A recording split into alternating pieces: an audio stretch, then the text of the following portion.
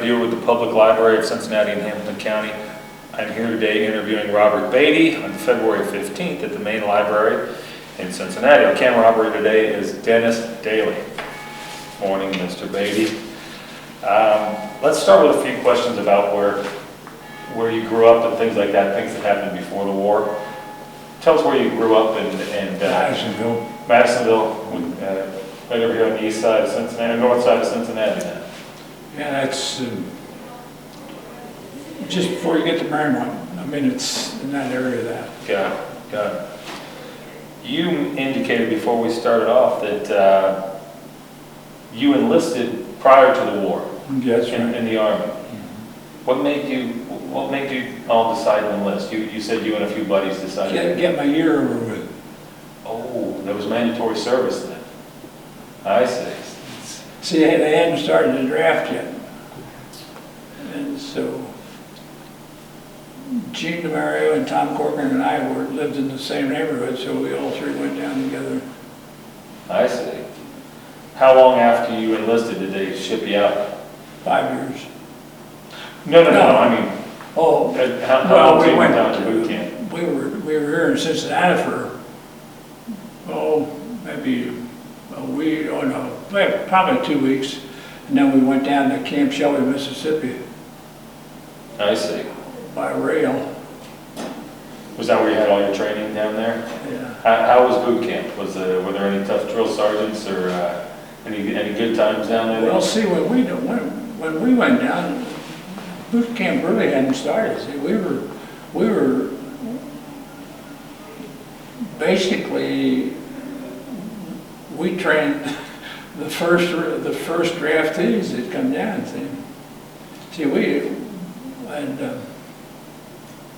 It was everything was new, not new physically, but to us and to everybody, all the other fellows.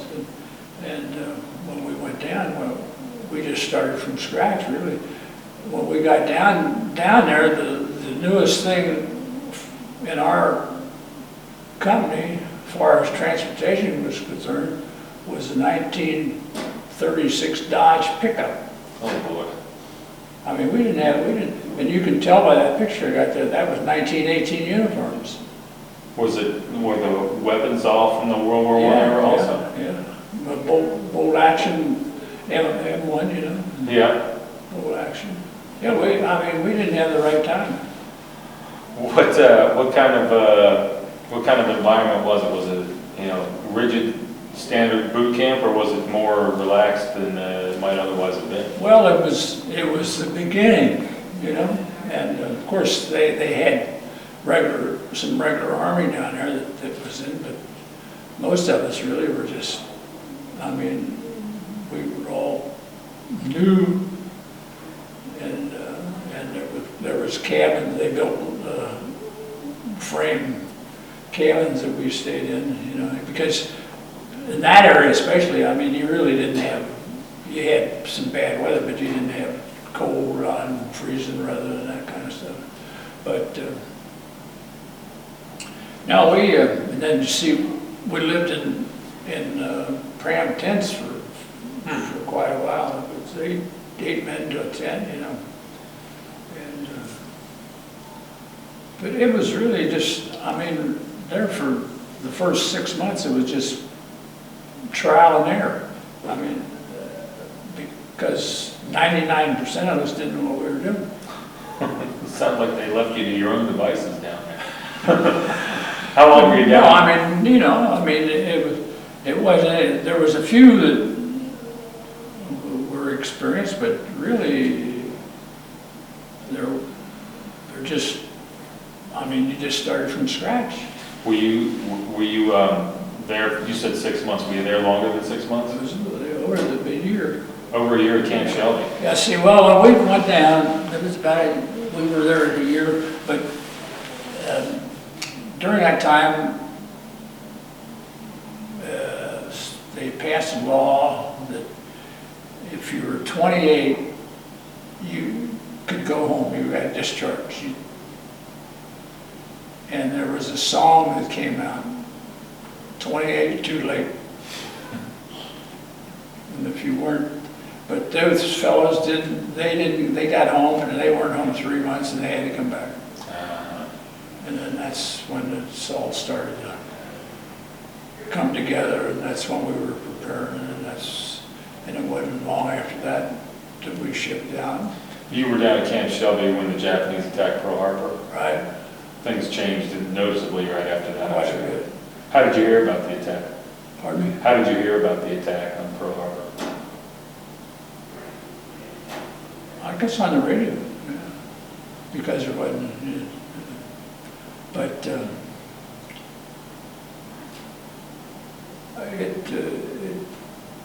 it really it just changed overnight. I mean, it wasn't fun and games anymore.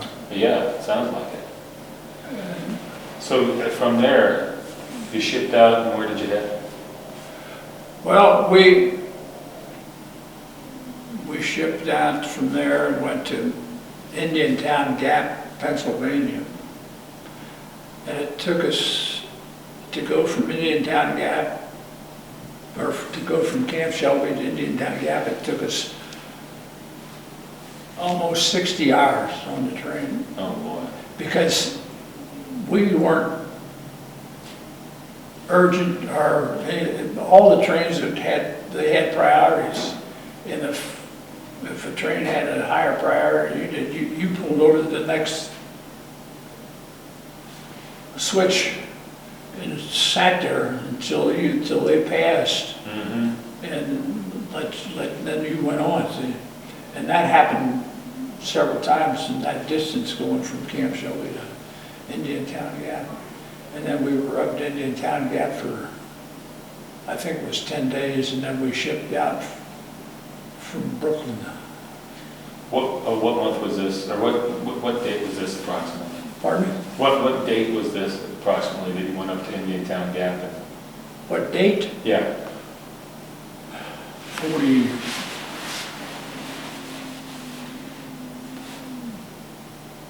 I guess it was, the war started, so it was 42, it was still early, you know. And I guess it was the end of 42 or the beginning, excuse me, the beginning of, but we were up there for, oh, I guess, probably 10 weeks.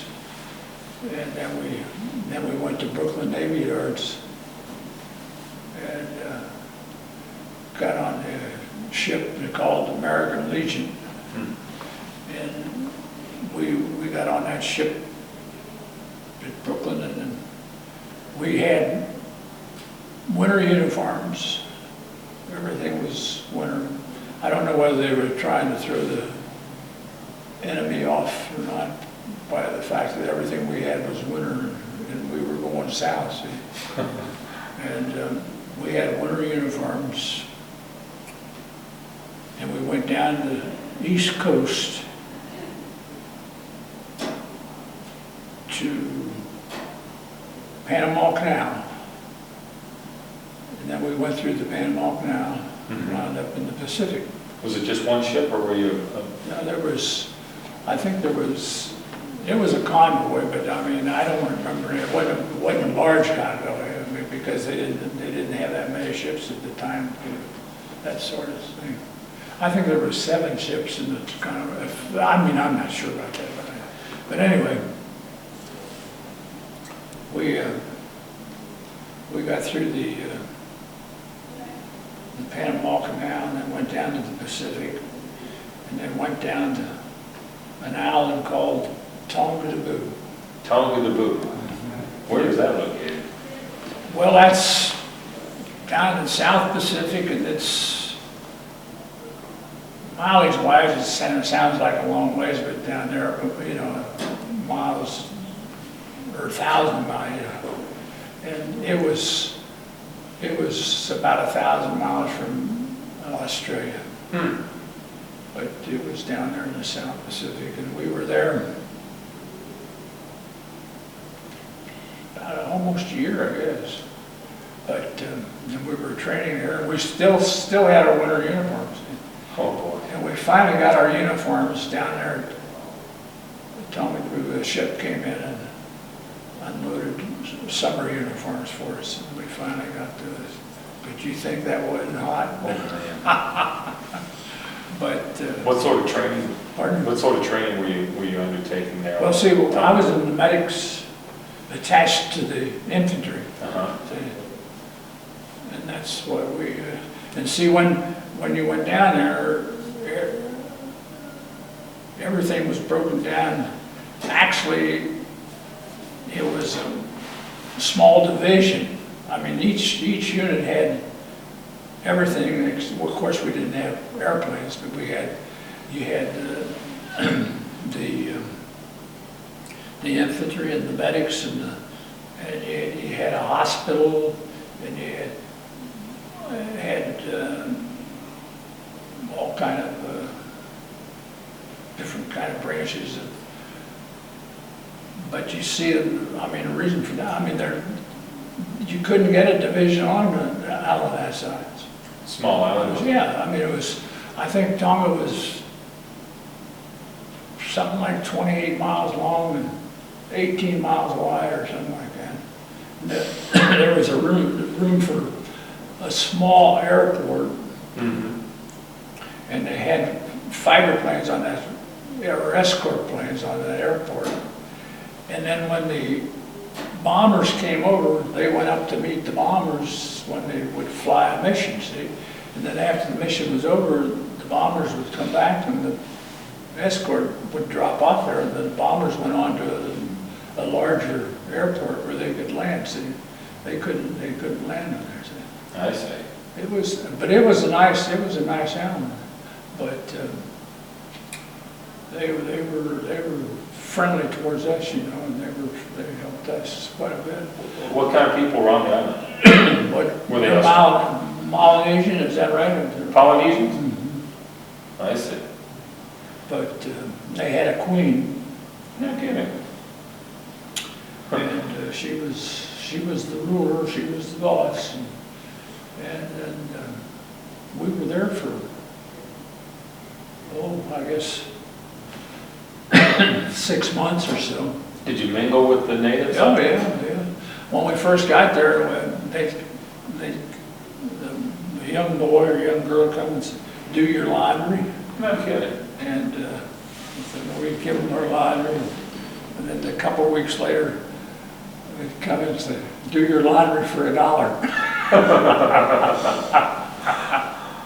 But no, they were very nice, and we were invited to their luau's and all that stuff. Really? Yeah. That sounds good. We were part of the family, and, but we got along great with them. But in fact, that was probably one of the better islands that we were in than all the rest of them. And then when we got up in the Hebrides, well, that was another story then. Well, let's go on from Tonga to Boo. You were there, you said, about 6 months. And where did you go from there? Well, we went to Guadalcanal then. I see. Tell me about that. Did they tell you where you were headed? Well, we didn't see the Marines. Actually, we went there to relieve the Marines, see? I see. And we saw combat there. And, but we didn't have to make any landing parties or anything like that, which is, you know, that's the tough part about island fighting. But we were dropped off at the lower end of Guadalcanal, and as we were being dropped off there, at the upper end of Guadalcanal, the Japs were putting off more troops. So there we saw pretty much combat there. And, well, tell me. But most of the, for every one man that was put out of commission by combat, 8 were put out of commission by malaria or some kind of a jungle. See, I mean, we just weren't prepared for that. We didn't have the know-how or didn't have the stamina to fight all those different diseases. And when we got there, see, the the Japs owned all the quinine fields. Huh. And so we didn't have quinine to take for malaria, see? And then they came along eventually with Ativan. And that was to take the place of the malaria. And then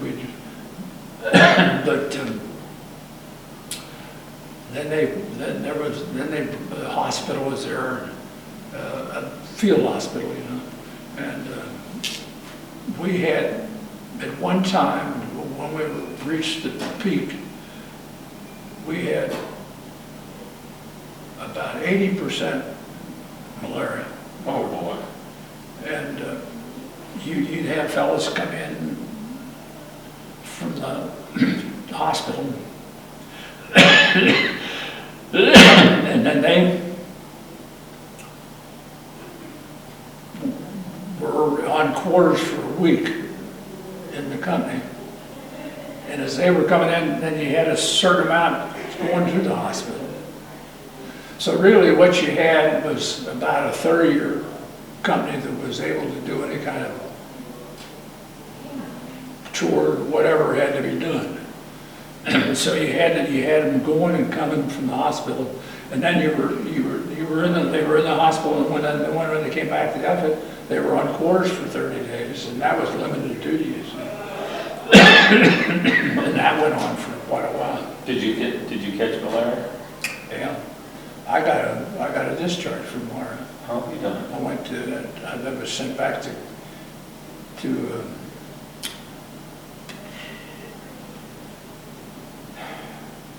Hattiesburg, or not Hattiesburg, but Mississippi. I can't even think of the name of the place now. Well, you were good. North Carolina. North Carolina. Okay. Asheville, North Carolina. And I was down there for about a year. And I was on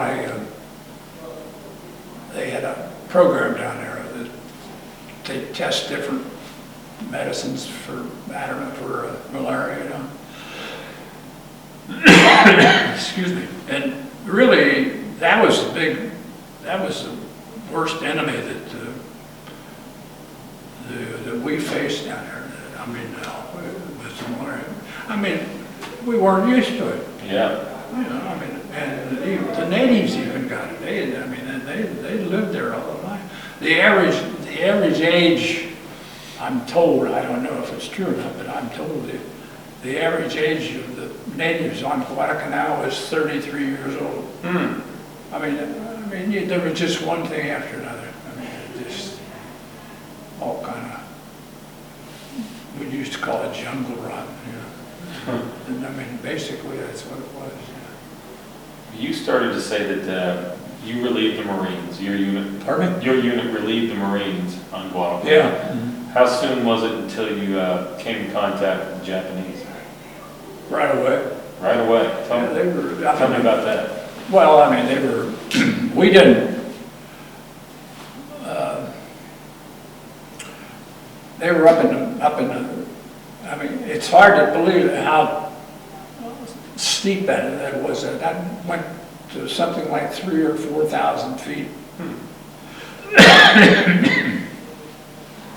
And really, there was still some Japs up in there that never did get off the island. But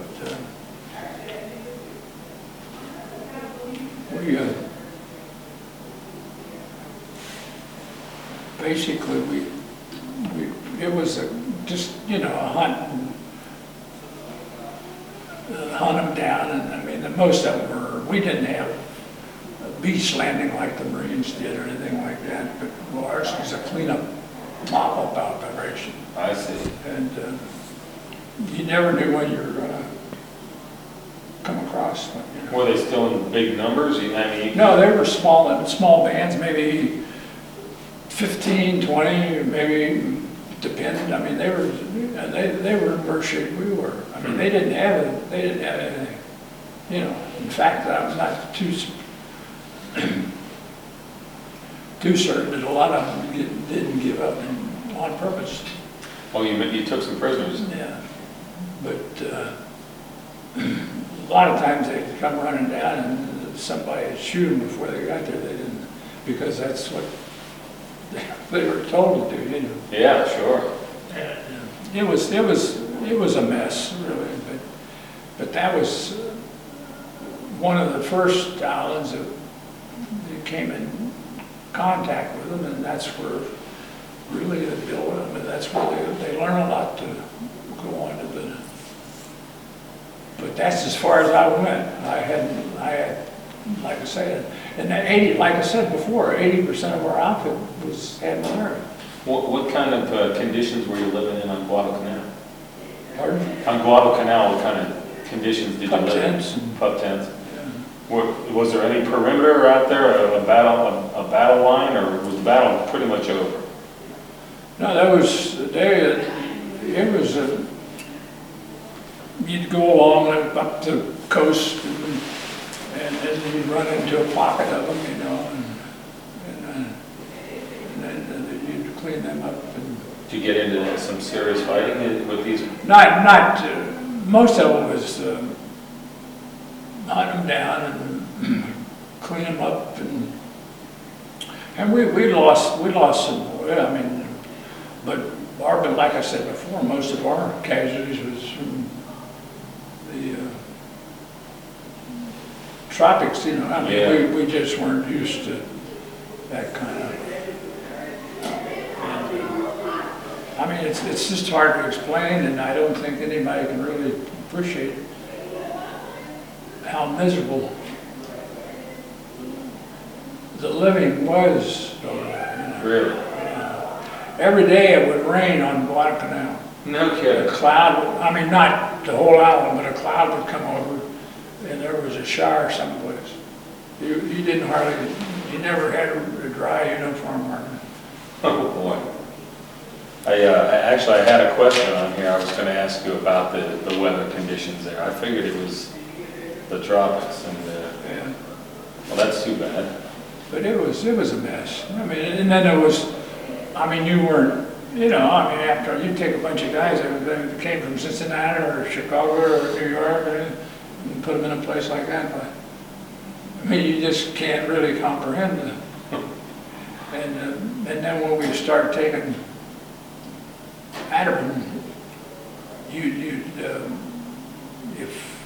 if you were in camp, you'd have your chow line, and then somebody had the roster, and then somebody had the Adderman, and they put the Adderman in your mouth, and they checked your name off. They didn't ask you if you take your medicine right. Huh. They put it in your mouth, and they were damn sure you were going to take it. Was it taken every day? Every day. Yeah. See, that took the place of quinine. Uh-huh. But see that we'd already gotten malaria before they got that to us. See.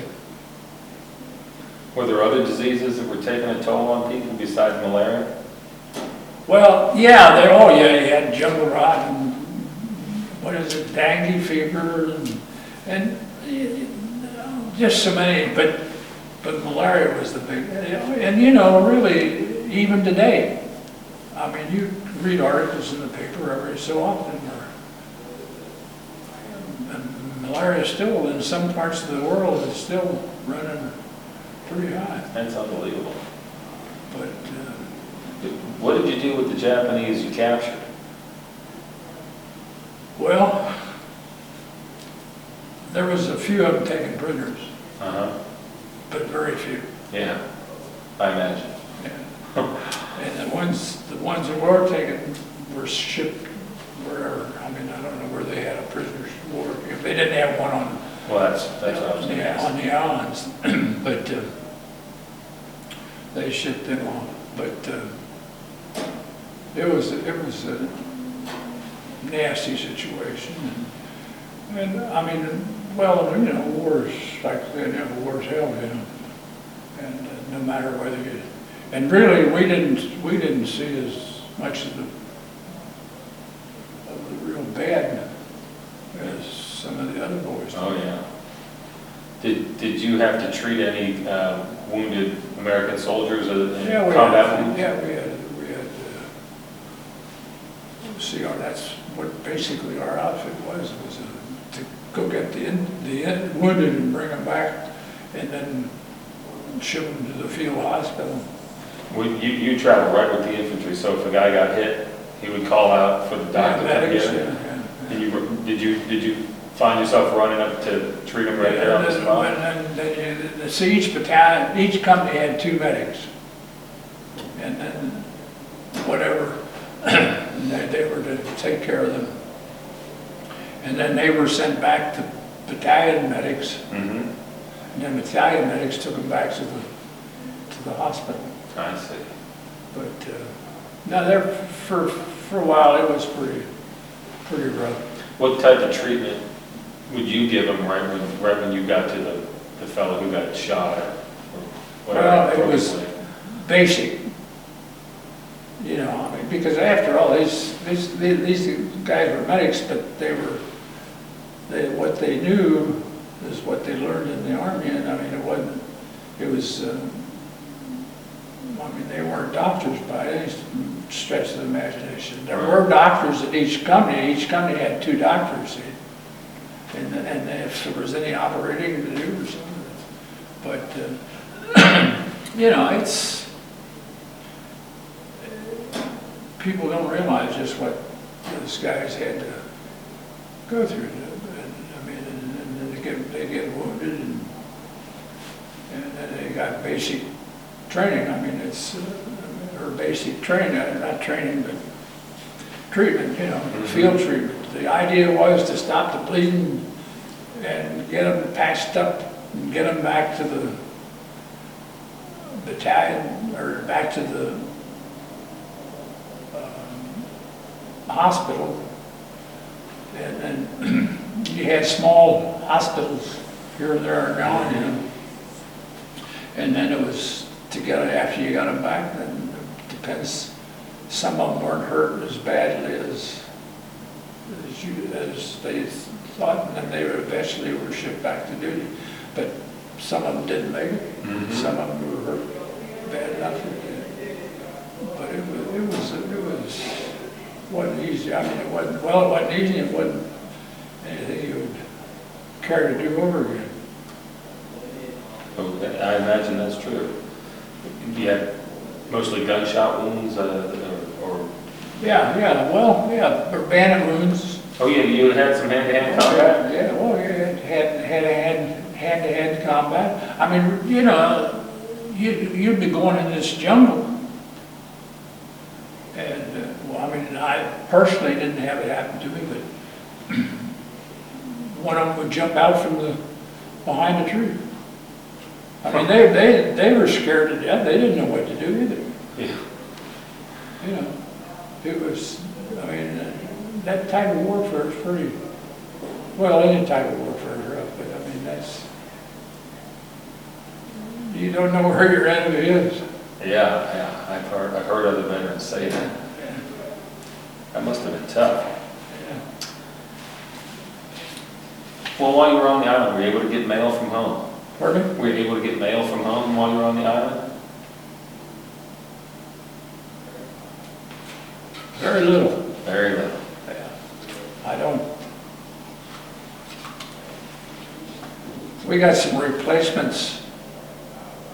How this ever happened, I don't know. On Guadalcanal.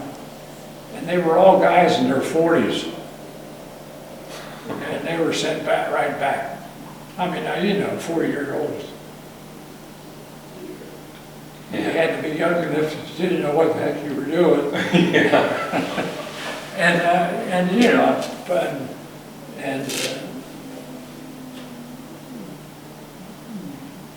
but every once in a while you'd get replaced. Boy, you got replacements, but never will forget that. These fellows came in. I think there was about 20 of them. They were all 40 years old.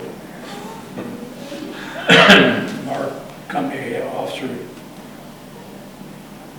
asked them how they got it.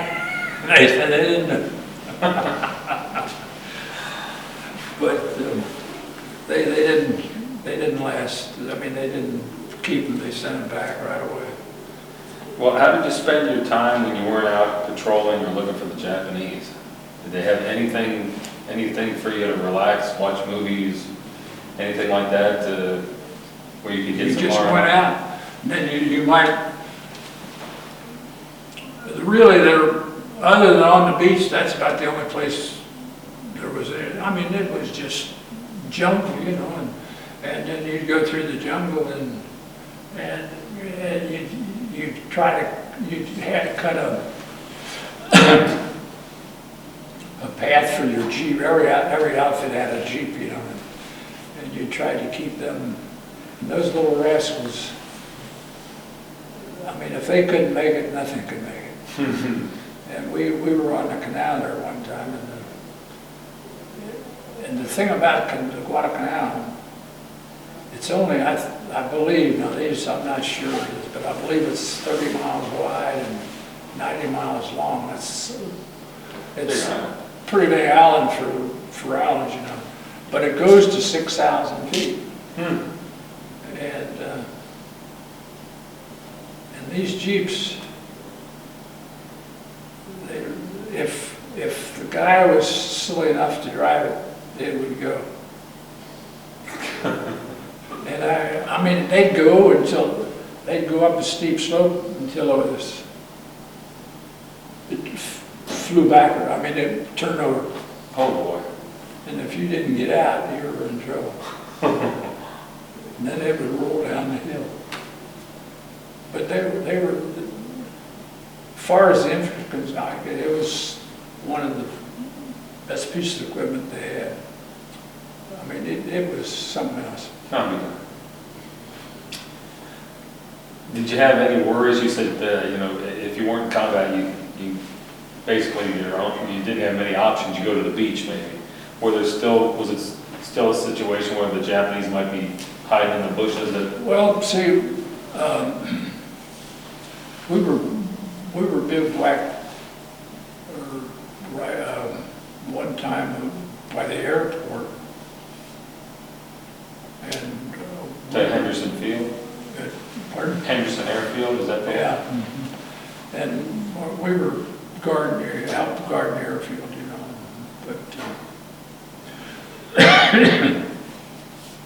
But they, every once in a while, there'd be one or two of them trying to get through there and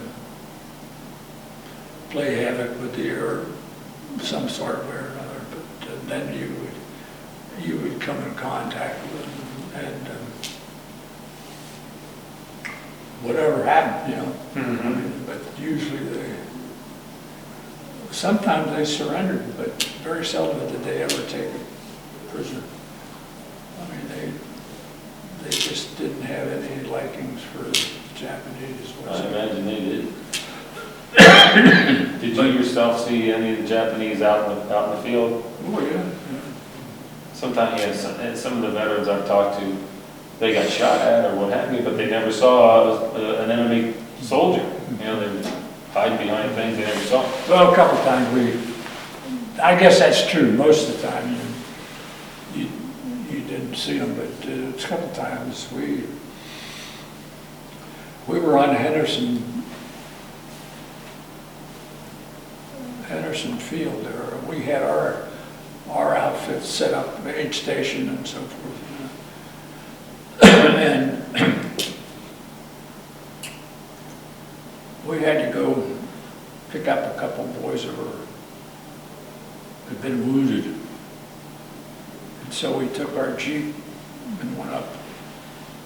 And then we had to cross this river and go. We found a place that was shallow enough that the Jeep could make it. I mean, it would go. I mean, it would just go. That's all there was to it. But anyway, and we got these two boys. One boy was killed, and the other boy was wounded, and the Jeep driver and myself. And we had that loaded on the Jeep coming back, and that was a mess. Oh boy.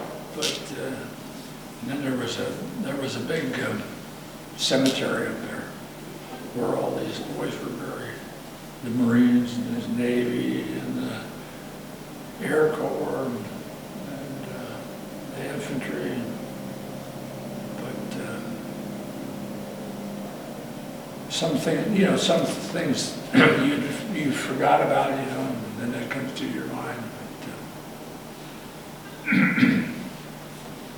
I'm going to have to get a drink of water. There's some water right to your right there. Oh, thank you. You told me that before, didn't you? Well, I've been drinking mine, and I didn't want you to think I was drinking yours. But anyway, Do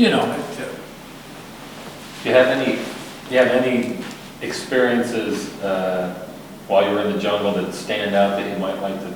pardon me? Do you have is there any special experience or memorable experience, whether it's a good one or a bad one, that you might like to talk about while you're on camera? Anything that stands out? Well, like I say, the best animal we were on was the first one. Was Tom and Boo, and I mean, they were great. They treated us wonderful. They were glad to see us because they had heard stories of what the Japs did to the people. Yeah.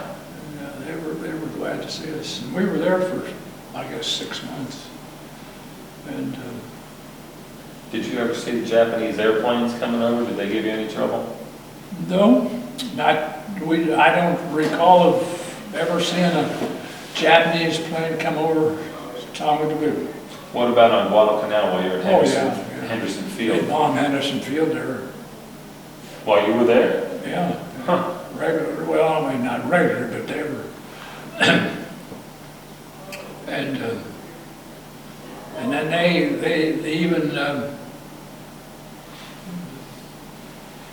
they even came in with their Navy there, and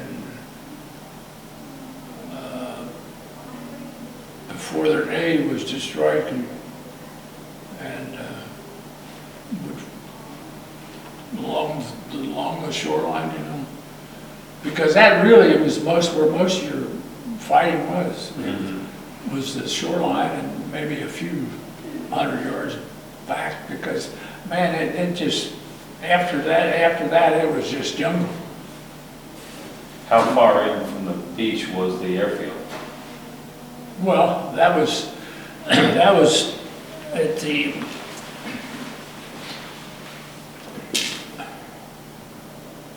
airport was.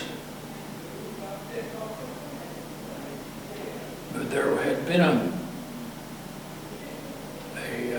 pineapple plantation, and the airport was around this pineapple plantation. I think it was either the Australians or the British or somebody that owned this pineapple plantation, and then it was destroyed.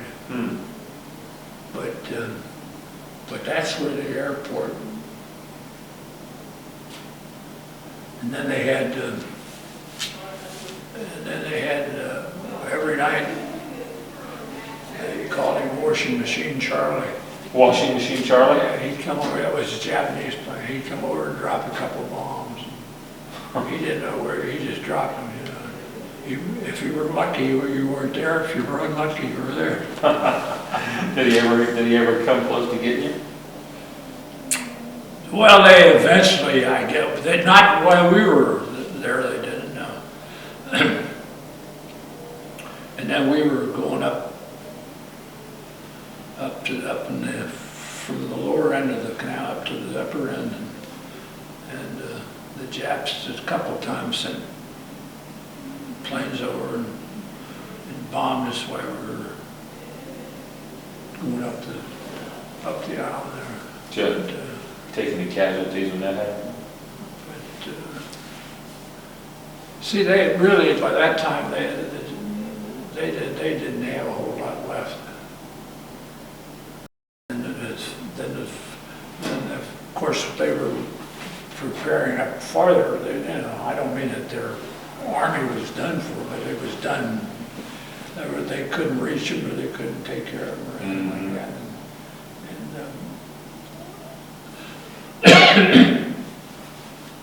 But there was really very few of them had ever surrendered.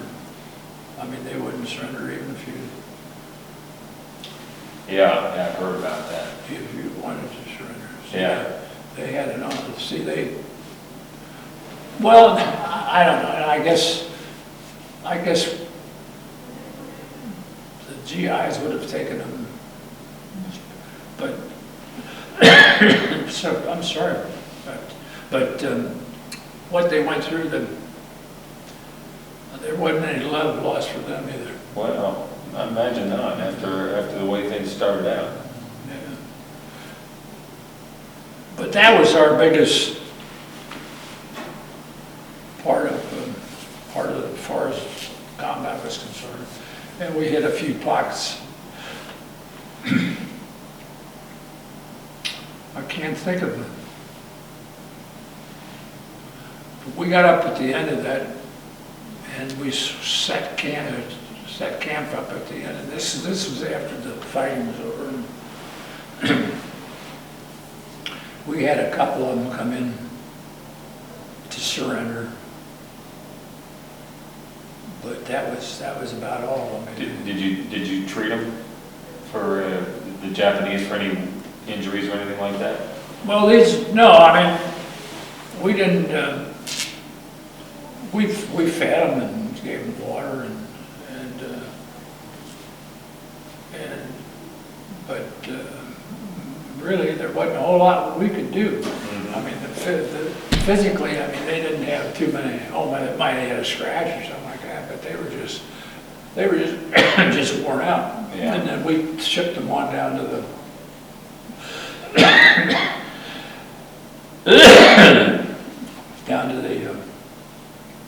hospital down.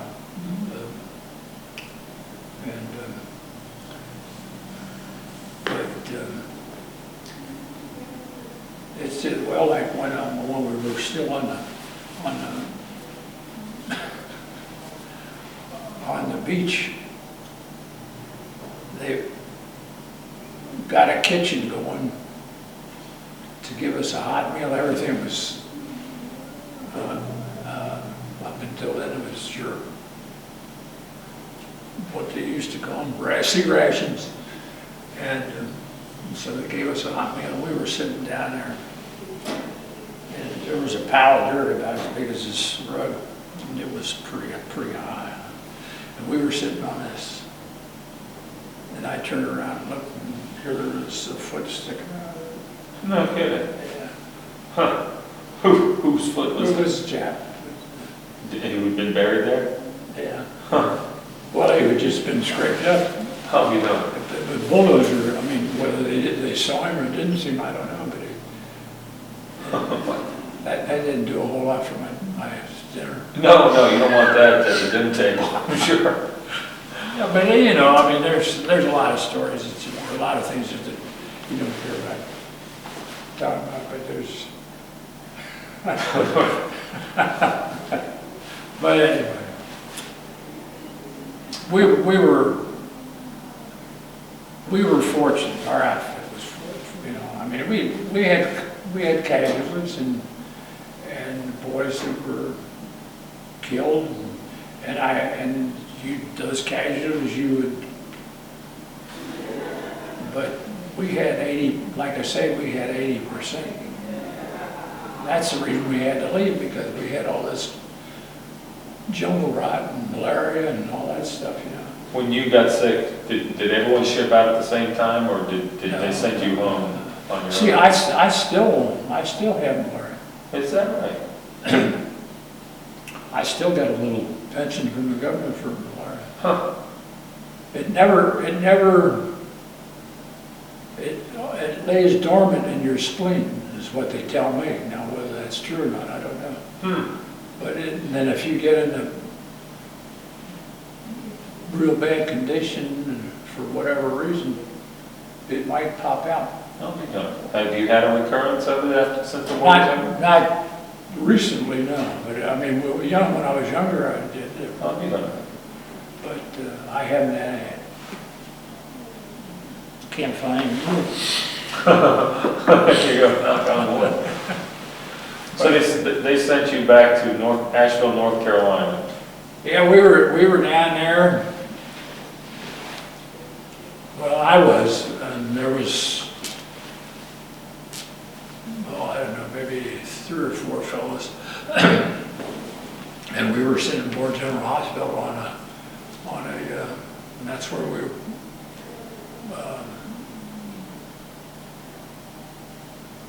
what do you want to call it? I can't think of the word now. Rehabilitation. I see.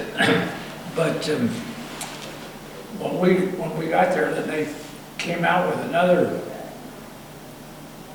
type of tablet, and it wasn't that, because that had been already been out. But and they asked us if we wanted to try it, and I said, I was one of the, I think there was 3 of us, and we were on this for quite a while. In fact, I stayed in Asheville for almost a year. And, were you there until you got out of the service? yeah, I was discharged from there. What date were you discharged? I have to look. Were you still in the service when the war was the war still going on when you were discharged? Yeah. Did you ever wear corduroy pants? Yeah. Try to get walled out of the back. I know, it's impossible. Jeans are better for getting the wallet out.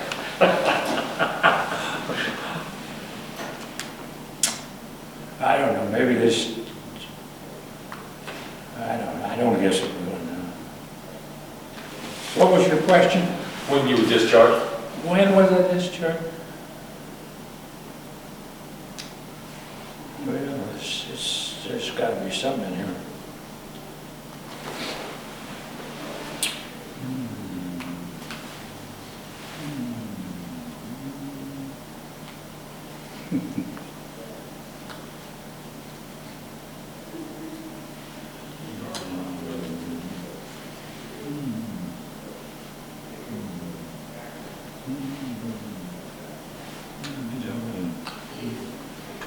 Well, maybe, and if you don't find it, that's okay. I was just wondering if you recalled the day you got out of the service and what you were doing. I was down there at War General Hospital, I guess.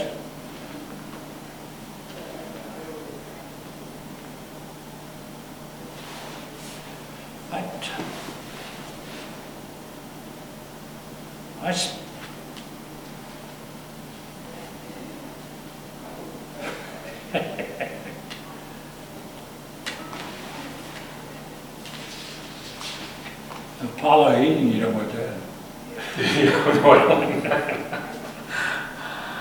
Well, I don't want you to take everything out of the wallet there. I was just curious as to Where's my discharges?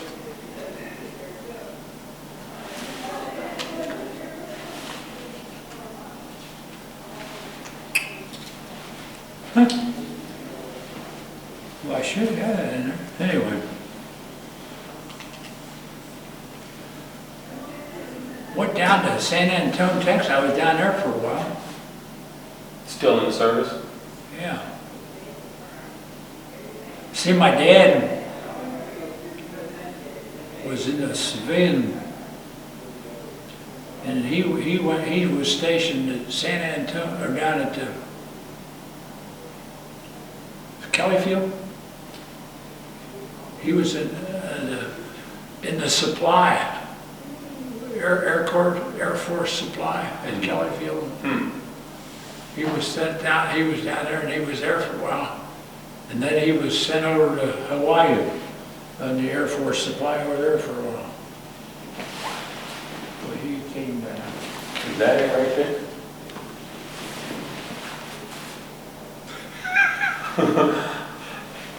I just saw something that looked like a well-worn piece of paper in there. Well, that's it. Right on top. Oh, brother.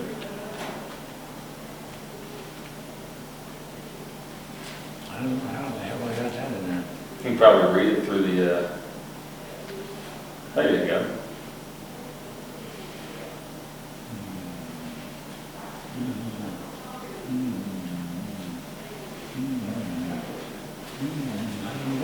too. Maybe you can read one better than the other, I don't know. Let's see, Robert Scott Beatty has been duly registered July, Well, that was, okay, and honorably discharged July 27th, 1945. and when did I go in? It says the third day of July, must be 1940. It's cut off on the end there, you can't see it. But you mentioned 1940.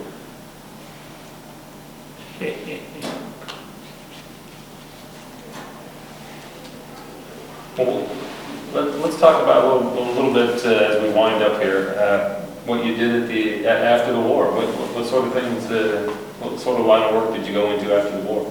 Construction work. Construction work. Yeah, I was in the construction for a long time. And then I went from that into the food business. Okay. And that's what I wound up in the food division. Are you retired? Are you retired from the food business, or? Well, a friend of mine started up this, and see, I don't know if you remember or not, but you know, there was stores on every corner, grocery stores, when you were a kid. Do you remember that? Yeah, when I was a kid, there were a lot more. You remember that? And see, that's who we used to cater to. And we went from Cincinnati was our home base, and we went as far down as to Aurora, Indiana, and then as far down in Kentucky as and then we went up around Dayton and up where up at the airport, you know, around that area there. And we used to serve all those stores, and we had all kind of supplies and stuff that we kept those stores stocked with. Nice. And that's what we did for several years. Do you stay in touch with any of the guys, those two other fellows you joined up with? Well, I had that picture. Yep, I think it's over there. And the one fellow, Tom, he's passed away, but Gene Mario was a reporter for the Post. Oh, yeah. And he was up until he retired, and he'd been with the Post for a long, long time. In fact, he got out before I did, and he interviewed me when I came home. But anyway. Well, I guess in closing, if there's anything else that you want to say before our time runs out here. No, really. Well, you know, you can go on and rant on and on, but well, you've done anything but rant, and appreciated the interview, and thank you for your time and for coming down here. Thank you. And for your service to the country. Well, if you know, if I had to do it over again, I'd do it over again. But of course, I wouldn't want to. But you know, we don't know what's going to happen. The way they got things screwed up.